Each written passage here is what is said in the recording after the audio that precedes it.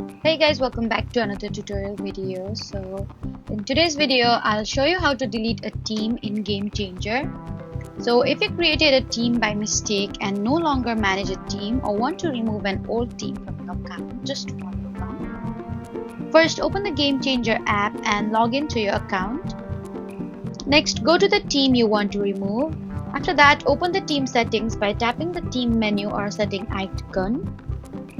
Then look for the option related to team settings or manage team. From there, check for the option to delete, archive, or remove the team.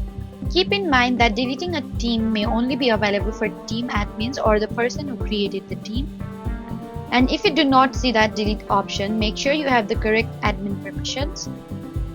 You can also remove yourself from a team if you are only a member and no longer want on your account.